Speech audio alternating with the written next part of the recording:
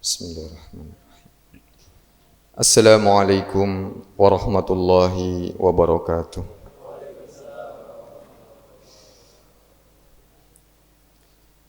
Allahu Akbar, Allahu Akbar, Allahu Akbar, Allahu Akbar, Allahu Akbar, Allahu Akbar, Allahu Akbar, Allahu Akbar, Allahu Akbar, La ilaha illallah wallahu akbar, Allahu Akbar, walillahil hamd. Innal hamdalillah nahmaduhu wa nasta'inuhu wa nastaghfiruh wa na'udzu billahi min sururi anfusina wa min sayyiati a'malina. May yahdihillahu fala mudilla lahu wa may yudlil fala hadiya lahu. Asyhadu an la ilaha illallah wahdahu la syarika lah wa asyhadu anna sayyidana Muhammadan abduhu wa rasuluhu la nabiyya wa la rasula ba'dah. Allahumma salli wa sallim ala sayyidina Muhammadin wa ala alihi wa sahbihi wa man tabi'ahum bi ihsanin ila yaumiddin, amma ba'd. Faya ayyuhal muslimun, faya ayyuhal musallun, usikum wa nafsi bidaqwallah, faqad fazal muttaqun. Ittaqullaha haqqa tuqatih wa la tamutunna illa wa antum muslimun. Faqad qala Allah ta'ala fi kitabihil karim, a'udzu billahi minasy syaithanir rajim, ya ayyuhalladzina amanu ittaqullaha haqqa tuqatih wa la tamutunna illa wa antum muslimun. Ya ayyuhalladzina amanu ittaqullaha wa qulu qawlan sadida yuslih lakum a'malakum wa yaghfir lakum dhunubakum wa may yuti'illaha wa rasulahu faqad faza fawzan 'aziman. Ya ayyuhan nasu ittaqu rabbakum alladhi khalaqakum min nafsin wahidah wa khalaqa minha zawjaha wa batha minhuma rijalan katsiran wa nisaa'a wattaqullaha alladhi tasaaluna bihi wal arham innallaha kana 'alaikum raqiba. Allahu akbar, Allahu akbar, Allahu akbar. Kaum muslimin jamaah salat Id hadanallahu wa iyyakum. Kita bersyukur kepada Allah dengan mengucapkan alhamdulillahi rabbil alamin.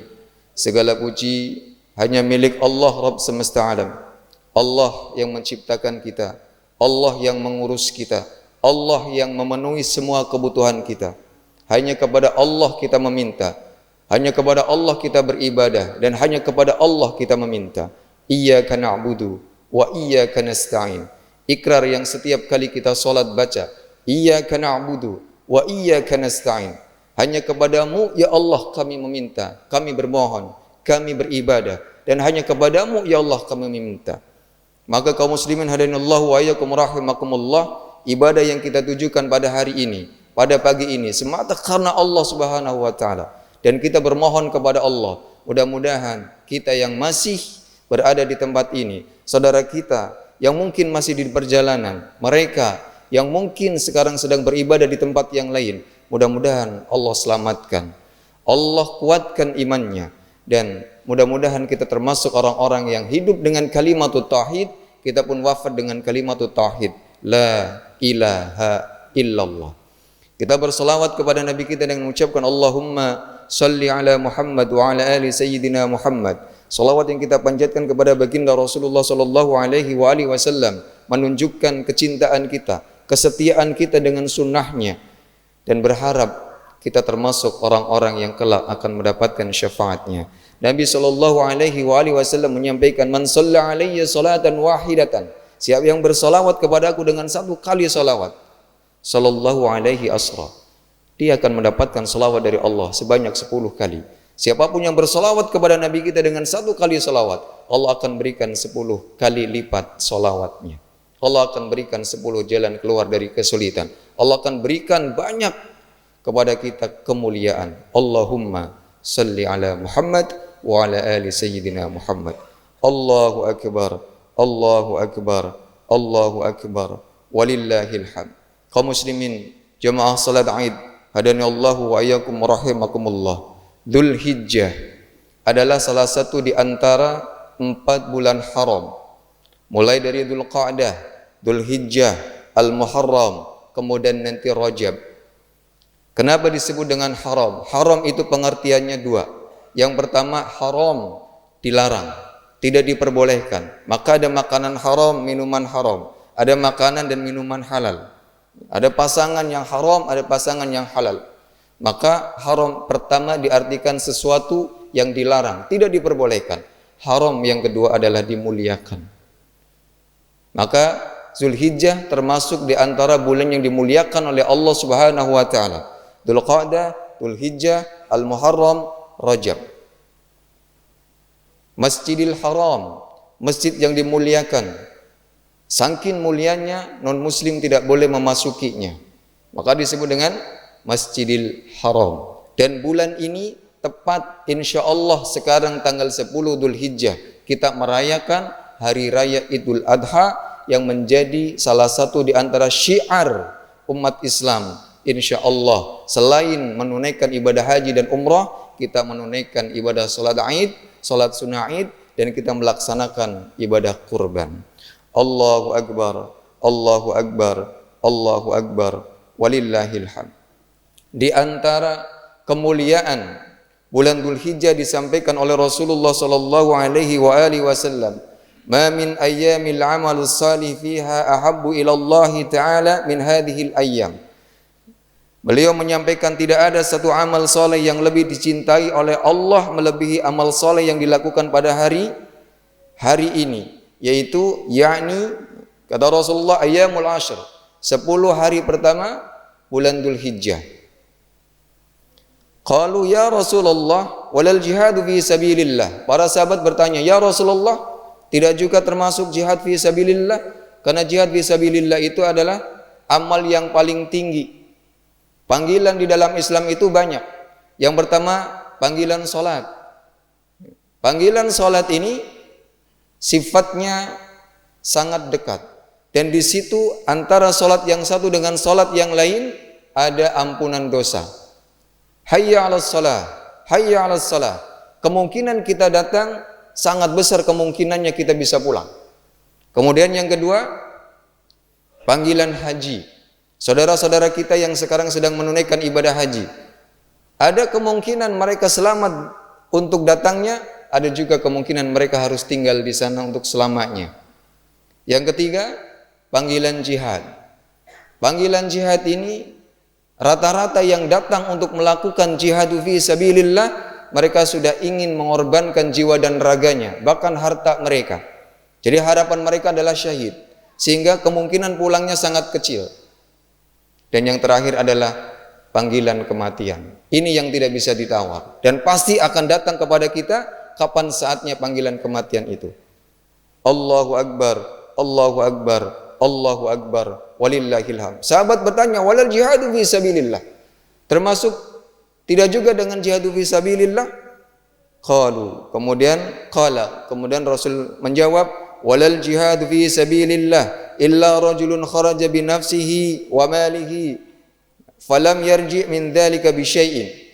Tidak juga dengan jihadu fi sabilillah, ibadah yang paling agung, ibadah yang paling besar, tidak bisa menyaingi ibadah 10 hari pertama bulan Dzulhijjah, kecuali yang mereka keluar, mereka tidak pulang lagi, mereka keluar dengan jiwanya, mereka keluar dengan fisiknya, mereka keluar dengan hartanya, dan mereka tidak pulang dengan membawa apapun kecuali syahid.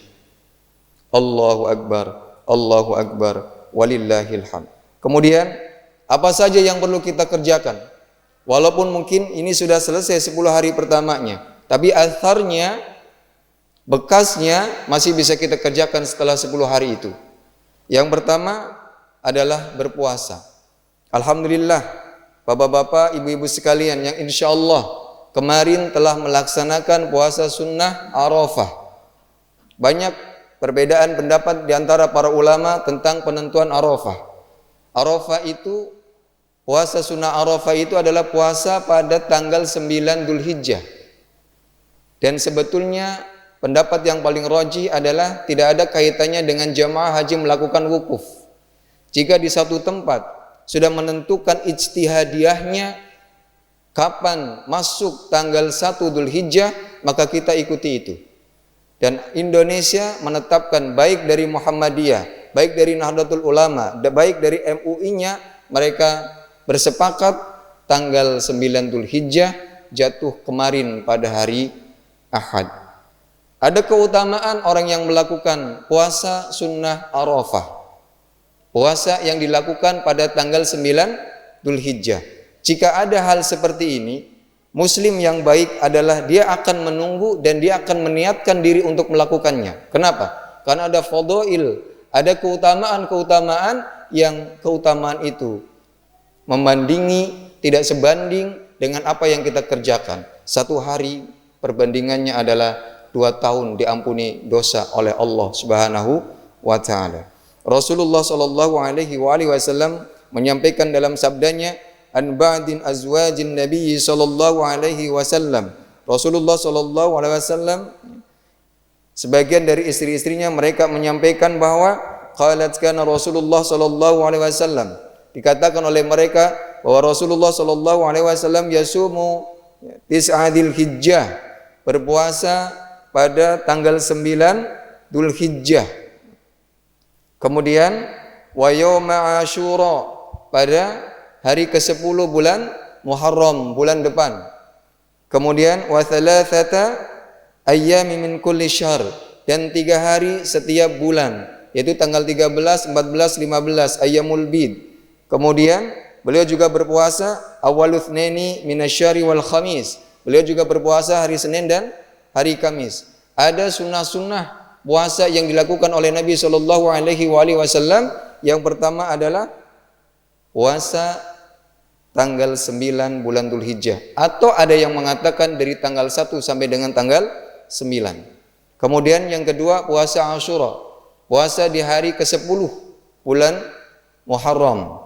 Kemudian puasa 3 hari setiap bulannya, tanggal 13, 14 dan 15. Kemudian puasa Senin dan Kamis. Itu puasa yang biasa dilakukan oleh Rasulullah sallallahu alaihi wasallam, sehingga beliau menyampaikan puasa Arafah, aku berharap bermohon kepada Allah mudah-mudahan dosa setahun yang lalu diampuni dan dosa setahun yang akan datang diampuni. Kalau kita mau benar-benar muhasabah, kita ingin jujur di hadapan Allah, 1 hari saja kita bisa berbuat dosa, apalagi 1 tahun, apalagi 2 tahun. Maka rugilah bagi kita yang tidak memperhatikan hal-hal yang sifatnya sunnah tapi memiliki fadilah yang besar. Mudah-mudahan kemarin yang sudah berpuasa, Allah terima puasanya, dan Allah benar-benar ampuni dosa setahun yang lalu dan setahun yang akan datang. Bagi yang kemarin lupa atau kurang perhatian dengan tanggal 9 Dzulhijjah, tahun depan mudah-mudahan ada usia sehingga bisa melakukan puasa pada tanggal 9 Dzulhijjah. Masih ada kesempatan nanti. Mudah-mudahan bulan depan juga kita ketemu di tahun baru Hijriah, nanti dilingkari tanggal 10 Al-Muharramnya. Allahu Akbar, Allahu Akbar, Allahu Akbar, walillahil hamd. Apalagi ibadah yang kemudian dilakukan oleh kaum muslimin pada 10 hari pertama bulan Dzulhijjah. Banyak takbir, banyak zikir. Nanti ada takbir muqayyad, ada takbir mutlak. Takbir mutlak silakan. Sepanjang kemudian kita bisa bertakbir, takbir saja. Allahu Akbar, Allahu Akbar, Allahu Akbar, la ilaha illallah, wallahu akbar, Allahu Akbar, walillahil hamd. Takbir muqayyad termasuk hari ini takbir muqayyad setelah salat nanti selama hari tasyrik 11, 12, 13. Setelah salat kita bisa masih bertakbir. Allahu Akbar, Allahu Akbar, Allahu Akbar, la ilaha illallah, wallahu akbar, walillahil hamd. Kaum muslimin hadanallahu wa iyyakum rahimakumullah. Ibadah yang lainnya adalah ibadah haji dan umrah. Saudara-saudara kita yang sekarang sedang menunaikan ibadah haji dan umrah, mudah-mudahan Allah berikan haji yang mabrur. Allah jadikan mereka adalah haji-haji yang diterima oleh Allah Subhanahu wa taala, dan kepulangannya nanti bisa memberikan keberkahan untuk negara kita. Karena banyak orang yang sudah ngantri untuk berangkat ibadah haji, tapi sampai ke sana kemudian hanya sekedar untuk mendapatkan gelar haji, maka ini hal yang sia-sia. Mudah-mudahan kita berharap kepada Allah, para jamaah haji Indonesia yang kita kenal, yang tidak kita kenal, kita doakan mereka menjadi haji yang mabrur. Tidak ada satupun kemudian yang bisa menyaingi haji mabrur pahalanya kecuali mendapatkan surga dari Allah Subhanahu wa taala. Ibadah yang selanjutnya adalah kurban. Kurban ini menjadi sarana pendekatan diri kita kepada Allah Subhanahu wa taala. Ada yang mungkin dengan sapi, ada yang mungkin dengan kambing, ada juga yang menggunakan onta. Nabi SAW sampai menyampaikan, siapa yang berkelapangan rezeki, kemudian dia tidak berkorban, maka jangan, sekali-kali jangan kalian dekati tempat sholat kami. Pengertian ini menjadikan sebagian ulama menyampaikan wajib bagi mereka yang berkemampuan.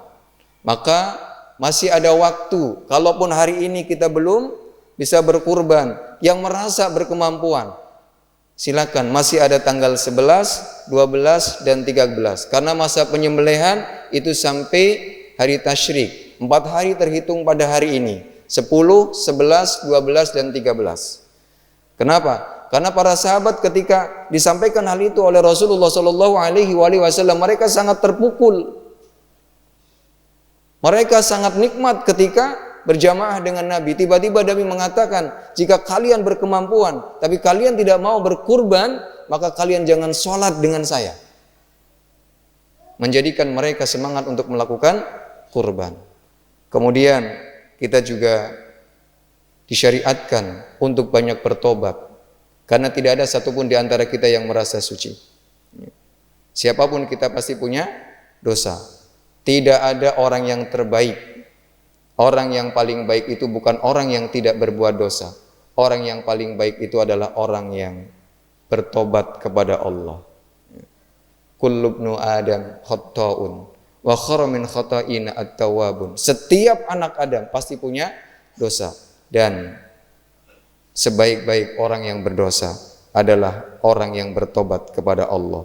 Allahu Akbar, Allahu Akbar, Allahu Akbar, walillahil hamd. Kaum muslimin hadanallahu wa iyyakum rahimakumullah. Semua amal yang kita kerjakan itu dalam rangka kita mendapatkan muttaqin, ketakwaan.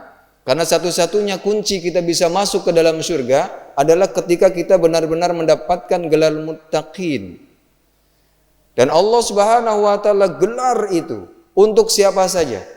Bukan hanya untuk orang kaya, bukan hanya untuk pejabat. Siapapun kita yang beriman kepada Allah, kita bisa mendapatkan al-muttaqin. Raih al-muttaqin itu supaya kita benar-benar bisa memasuki taman-taman surganya Allah. Kita perhatikan sebentar. Ada surah yang menjelaskan siapa orang yang memasuki taman-taman surganya Allah.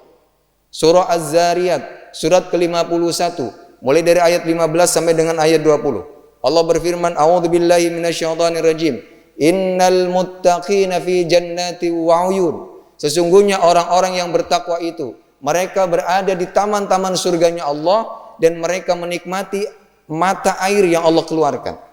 Jadi ada mata air madu, mata air susu, mata air khamr. Bebas kita bisa menikmatinya. Al-muttaqin catatannya. Siapa mereka? Di ayat ke-16 yang Allah berfirman, akhirina ma atahum rabbuhum. Mereka mengambil apa yang disediakan oleh Allah Subhanahu wa taala. Innahum kanu qabla dzalika muhsinin. Sesungguhnya mereka itu sebelum masuk ke akhirat, ketika mereka di dunia adalah orang-orang muhsin. Orang-orang yang ingin selalu berbuat kebaikan. Jadi muttaqin yang pertama yang bisa masuk ke taman surganya Allah adalah muhsin. Urusan dia adalah berbuat baik. Orang mau balas kebaikannya dia terima, tidak balas juga tidak jadi masalah, dibalas dengan kejelekan pun tidak sama sekali sakit hati. Kenapa? Setiap beramal dia tahu Allah pasti sudah mencatatnya, dan Allah tidak akan pernah tertukar memberikan balasannya. In ahsantum ahsantum li anfusikum. Jika kalian berbuat kebaikan, pasti kebaikan itu akan kembali kepada diri kalian. Itu orang yang pertama. Kemudian orang yang kedua, kanu qalilan minal laili ma yahjaun, yaitu orang yang sedikit sekali tidur malamnya.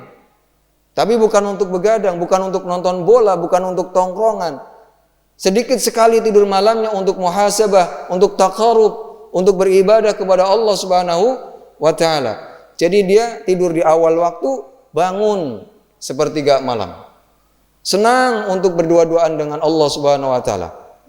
Ini orang yang kedua. Jadi orang yang bisa memasuki taman surganya Allah adalah orang yang sedikit sekali tidur malamnya untuk taqarrub, muhasabah, tobat kepada Allah Subhanahu wa taala. Kemudian orang yang ketiga adalah wabil asharihum yastaghfirun, orang yang beristighfar pada waktu sahar. Dua orang ini, orang yang tidurnya sedikit pasti akan menjumpai waktu sahar. Waktunya namanya sahar, jamaknya ashar. Perbuatan baik pada waktu sahar disebut dengan sahur.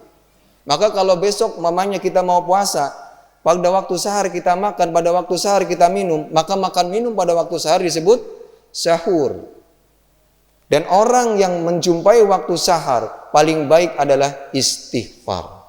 Astaghfirullah, astaghfirullah. Ternyata dua orang ini yang berpotensi mendapatkan doa keberkahan dari Nabi Shallallahu Alaihi Wasallam. Nabi setiap pagi berdoa, Allahumma barik li ummati fi bukuriha. Ya Allah, berkahilah umatku di setiap pagi harinya. Ternyata siapa? Orang yang bangun sebelum subuh dan tidak tidur lagi setelah subuh sampai waktu syuruk. Kemudian yang keempat adalah wa fi amwalihim haqqul lis-sa'il wal mahrum, yaitu orang yang gemar bersedekah baik kepada orang miskin yang minta maupun orang miskin yang tidak minta. Dan yang terakhir adalah wa fil ardi ayatul lil muqinin, dan di bumi ini ada tanda-tanda kebesaran Allah bagi orang-orang yang yakin, imannya bulat, yakin kepada Allah, percaya kepada Allah, sehingga dia tidak akan percaya kepada selain Allah. Salat sudah, puasa sudah, zakat sudah, haji sudah, umrah sudah, ngaji sudah, ta'lim sudah, baca Quran sudah, sedekah sudah. Tapi urusan rezeki, kenapa harus datang ke dukun? Ini berarti tidak kuat, tidak bulat imannya. Sementara Allah sampaikan wa fil ardi ayatil lil muqinin, orang-orang yang yakin dengan keimanannya, itu orang yang punya kesempatan masuk surga dan mereka berada di taman-tamannya. Untuk urusan rezeki, buka lapak dan sebagainya, kenapa harus tanya orang pinter? Kurang percaya kepada Allah orang yang seperti ini. Tinggalkan hal yang seperti itu. Insya Allah 5 orang inilah yang berkesempatan untuk berada di taman-taman surganya Allah. Allahu Akbar, Allahu Akbar, Allahu Akbar, walillahil hamd. Kaum muslimin hadanallahu wa iyyakum rahimakumullah. Kita dapat tarik kesimpulan bahwa bulan Dzulhijjah adalah bulan yang mulia. Salah satu di antara bulan haram. Banyaklah kita berbuat amal soleh di dalamnya. Dan para ulama mengatakan mahum mukhalafahnya, pemahaman terbaliknya. Seandainya kita melakukan amal soleh pada bulan ini, Allah jadikan amal ini bertingkat-tingkat, maka ketika kita melakukan maksiat pun akan sama. Mudah-mudahan Allah kuatkan hati kita, Allah kuatkan iman kita, Allah kuatkan akidah kita, sehingga kita hidup dengan kalimat la ilaha illallah dan kita wafat pun dengan kalimat la ilaha illallah. Barakallahu li wa lakum fil Qur'anil Karim wa nafa'ani wa iyyakum bima fi minal ayati wa dzikril hakim. Aqulu qali hadza fastaghfiru innahu huwal ghafurur rahim. Astaghfirullah. Allahumma shalli wa sallim ala sayyidina Muhammad wa ala ali sayyidina Muhammad. Alhamdulillah. Alhamdulillahilladzi arsala rasulahu bil huda wa dinil haqq liyudhhirahu ala dini kullihi wa kafa billahi shahida. Asyhadu an la ilaha illallah wahdahu la syarika lahu wa asyhadu anna Muhammadan abduhu wa rasuluh. Allahumma salli wa sallim ala Muhammad wa ala ali sayyidina Muhammad, amma ba'd. Faya ayyuhal musallun usikum wa nafsi bitaqwallah faqad fazal muttaqun. Ittaqullaha haqqa tuqatih wa la tamutunna illa wa antum muslimun. اللهم صل على محمد وعلى آل محمد كما صليت على إبراهيم وعلى آل إبراهيم وبارك على محمد وعلى آل سيدنا محمد كما باركت على سيدنا إبراهيم وعلى آل سيدنا إبراهيم إنك حميد مجيد اللهم اغفر للمؤمنين والمؤمنات والمسلمين والمسلمات الأحياء منهم والأموات ويا قاضي الحاجات اللهم إنا نسألك إيمانا دائما ويقينا صادقا ودينا قيما ولسانا ذاكرا وقلبا خاشعا شاكرا مخلصا وعلما نافعا وعملا صالحا ودعاء مقبولا ونسألك دوام النجاة من كل بلية ونسألك تمام العافية ونسألك الشكر على العافية ونسألك الغنى عن الناس يا الله يا رب العالمين ربنا ظلمنا أنفسنا وإن لم تغفر لنا وترحمنا لنكونن من الخاسرين ربنا ولا تحمل علينا إصرا كما حملته على الذين من قبلنا ربنا ولا تحملنا ما لا طاقة لنا به واعف عنا واغفر لنا وارحمنا أنت مولانا فانصرنا على القوم الكافرين ربنا لا تزغ قلوبنا بعد إذ هديتنا وهب لنا من لدنك رحمة إنك أنت الوهاب ربنا آتنا في الدنيا حسنة وفي الآخرة حسنة وقنا عذاب النار وصلى الله على سيدنا محمد وعلى آله وصحبه وبارك وسلم سبحان ربك رب العزة عما يصفون وسلام على المرسلين والحمد لله رب العالمين جزاكم الله خيرا كثيرا بالله توفيق والهداية. Wassalamualaikum warahmatullahi wabarakatuh.